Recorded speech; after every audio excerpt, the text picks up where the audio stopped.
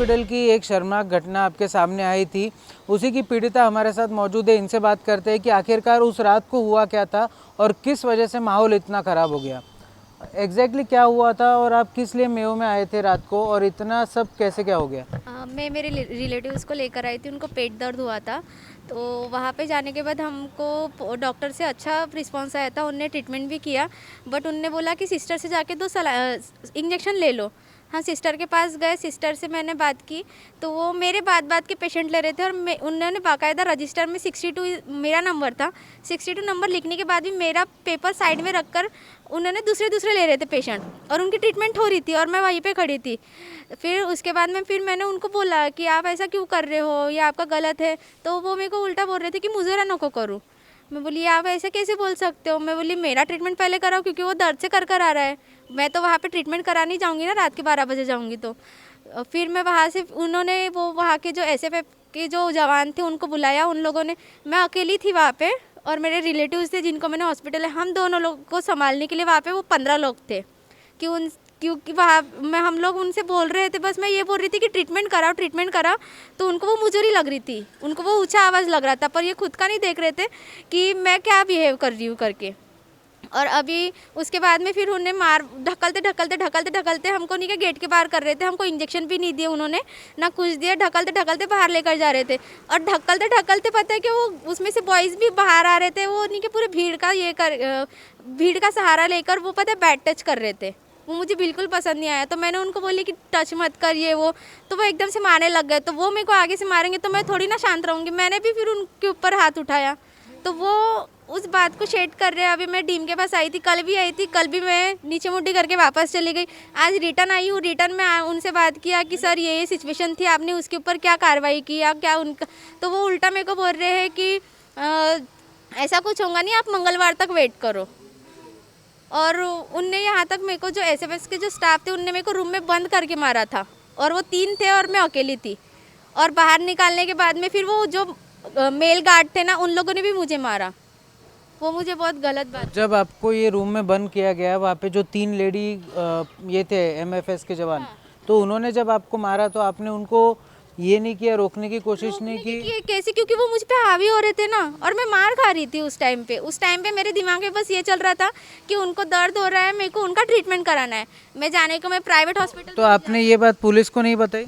मैं पुलिस के पास गई थी। मेरे को जो कौन सा है वो जहाज, नहीं अंदर में यहाँ पर ही चौकी है। चौकी के वो जहाँ पे जो इमरजेंसी जो वार्ड रहता है ना, इमरजेंसी वार्ड से चौकी तक उनने मेरे को घसीटते हुए लेकर आए हैं। मेरे कपड़े वगैरह भी बराबर नहीं थे। इवन एक मेरा बाल पकड़ के था, एक हाथ पकड़ के था। वो मेरे को घसीटते हुए लेकर जा रहे हैं। मैं ये तक बोल रही हूँ उनको कि मेरे कपड़े तो भी एटलीस्ट बराबर करो, क्योंकि 4 लोग मुझे देख रहे हैं। मेरे को इतने माहौल में भी मेरे को खुद समझ में आ रहा है कि मेरी ड्रेस ऊपर है करके। मैं उनको बता रही हूँ वो यूनिफॉर्म में वो सब कुछ है, उनको वो नहीं दिख रहा था। वो बस घसीट के मेरे को लेकर जा रहे हैं। उनने मेरे को फिर ये बोला कि बोले तू शानपना नको करो, नहीं गीतना ऐसा वैसा। फिर मैं बोली मेरे को कंप्लेंट लिखवाना है, आपके अधिकारी को बुलाओ, मेरे को उनसे बात करनी है डायरेक्ट। मेरे को आपका मिसबिहेव ये पसंद नहीं आया करके। तो बोले तुम यहाँ पे कुछ नहीं होगा, तुम पुलिस स्टेशन जाओ। तो मैं तहसील पुलिस स्टेशन गई, तुरंत ही गई। तो फिर वहाँ पे मेरे को बैठा कर रखे, और यहाँ पे जब ये पूरा झगड़ा हो रहा था तब एमएसएस के वालों ने नहीं क्या मेरा फ़ोन भी छीन लिए थे। वो उन्होंने 12 बजे छीने थे, और मेरे को रात के 3 साढ़े 3 बजे वो मेरा मिला मोबाइल। और वो भी मैंने बहुत रिक्वेस्ट किया, मैं इस पुलिस वाले के पास, उस पुलिस वाले के पास, इन लोगों के पास जा रही थी। तो वो एक मेरे का नाम बता रहे थे, पर मेरे को मोबाइल भी नहीं दे रहे थे। और मैंने वहाँ पे गई, मैंने उनको बोला कि मेरे को कंप्लेंट डालनी है। बोले कंप्लेंट नहीं होंगी, बोले वो ऑन ड्यूटी है। बोले बस आप एक लेटर लिख कर दे दो, बाकी का जो भी काम है बोले वो सर लोग कर लेंगे, बोले पुलिस वाले कर लेंगे। बोले बस आप एक लेटर देकर चले जाओ बोले।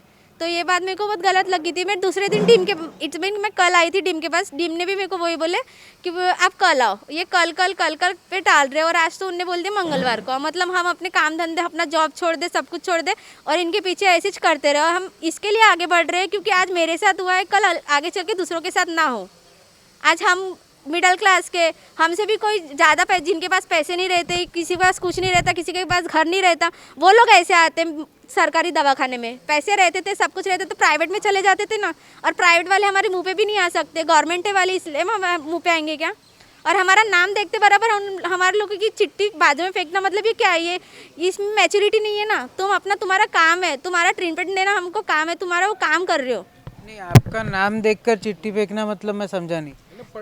उन्होंने मेरा नाम देखे, उसने फिर चिट्ठी में रजिस्टर में नाम वगैरह लिखी और वो बाजू में रख दिया और मेरे तरफ देखे और मैं उनकी तरफ देख रही थी और मेरे बाद उनने 2-3 पेशेंट कर लिए और मैं देख ही रही हूँ उनको। फिर उसके बाद में मैंने बोला कि मैडम ऐसे नहीं कर सकते हो। फिर मैंने उनके हाथ से फिर मैंने पर्ची छीन लिया कि आप मेरा नहीं करोगे तो आप किसी का नहीं करोगे, क्योंकि वो मेरे को बहुत गलत लगी थी वो बात। ऐसा हुआ था। निको से जी, इनका नाम देखकर मतलब मेरे को एक चीज़ समझने की कोशिश करना चाह रहा हूँ। इनके नाम से ऐसी क्या दिक्कत उनको हो गई कि इनका नाम देख के इनको रोक दिया गया? वो दलित समाज में से है करके पाटिल सरनेम है लडीज का। दलित समाज के तो धुतकार के जैसे पहले दूसरे का इसको लो या जातिवाद यहाँ पर भी दिखाना चाहते हैं। हम तो सभी समाज के साथ रहते, हिंदू मुस्लिम सिख ईसाई।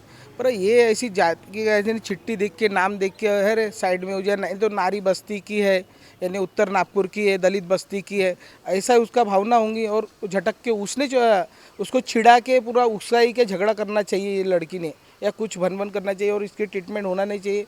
जो पेशेंट तड़प रहा है अपेंडिक्स का है तो उसका दर्द कितना होता है उसको समझता है, जिसको दर्द हो रहा है वो रह नहीं सकता। उसने 2-3 बार रिक्वेस्ट की, उसके बाद भी उसने नहीं की तो उसने कुछ बोली तो उनने बाल पकड़ के खुद ही मारना चालू करे, धक्का मारना चले गए। तो उसने भी अपने बचाव में हाथ पैर मारी इधर उधर, उसको समझा नहीं अकेली लड़की थी। तो पेशेंट तो अपने धुन में था, तब भी पेशेंट भी बचा रहा, तब भी पेशेंट को भी नहीं दे रहे, उसको भी दे रहे 1-2 फाइटें। और एक कौन सी है? सामाजिक कार्यकर्ता बाबू खान भी हमारे साथ मौजूद है, जिन्होंने ये मुद्दा जब उठाया था। इनसे पूछते हैं कि समस्या क्या हुआ। जिस तरीके से ये जब आप तक मुद्दा पहुंचा, क्या आपको इसमें लग रहा है कि कुछ धर्म से रिलेटेड भी मैटर हो रहा है?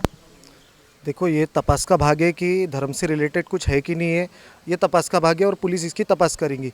लेकिन जो एक डायलॉग चलता है रक्षक ही भक्षक, तो डीन साहब का नाम अभी ये रखना चाहिए, रक्षक ही भक्षक है, क्योंकि ये यहाँ के मुखिया है, वो यहाँ के डीन है, ये पूरा परिसर उनके अंडर में काम करता है। लेकिन डीन साहब अपने हाथ ऐसे खड़े कर रहे, इतनी बड़ी घटना हो गई है, किसी की जान भी जा सकती थी। अगर यही लोग अगर यहाँ के स्टाफ के साथ हाथापाई करते तो इन लोग क्या करते थे, जैसा इसके साथ हुआ 2021 में। ये अपने पिताजी को यहाँ एडमिट करने आया था और डॉक्टर ने एडमिट नहीं लिया, बस इसने इतना बोला कि भैया मेरे पिताजी को एडमिट करो। तो इसको यहाँ के जो MSF वाले हैं उन्होंने इसको मारा पीटा और तुरंत पुलिस के हवाले करके दूसरे दिन इसको कोर्ट से जेल पास कर दिया। 3.5 महीने इसने जेल काटा। आज जमाटिव की ड्यूटी के लिए इसको है ना ड्यूटी नहीं मिल रही क्योंकि इसका पुलिस वेरिफिकेशन नहीं हो पाता। तो ऐसा इन लोग कर रहे, जबकि ये पढ़ा लिखा लड़का है। और उसी तरह इस बच्ची के साथ भी यही घटना दोहराई जा रही है। आज डीन साहब को कंप्लेंट करने के बाद 48 घंटे हो चुके। डीन साहब का कहना है कि मैंने एक कमेटी यहाँ पे बनाई है, वो कमेटी जांच करेंगी और जांच के बाद हम लोग इस पे कार्रवाई करेंगे। मतलब आपके लोगों ने गलती की तो आप कमेटी बनाएंगे, और यहीं पे अगर मैं अभी इनके स्टाफ के साथ या डॉक्टर के साथ कुछ भी अगर छेड़खानी कर दूं या मारपीट करूं या हुज्जतबाजी करूं, 2 मिनट में पुलिस को कॉल करेंगे, पुलिस आएंगी, मेरे को हथकड़ी लगाएंगी और सीधा अंदर डाल देंगी। लेकिन यही इनके MSF वाले गलती कर रहे हैं, इनका नर्सिंग स्टाफ गलती कर रहा है, तो इन लोग अपने हाथ खड़े कर रहे। मतलब ये लोग गरीबों पर अत्याचार करना बंद नहीं करेंगे।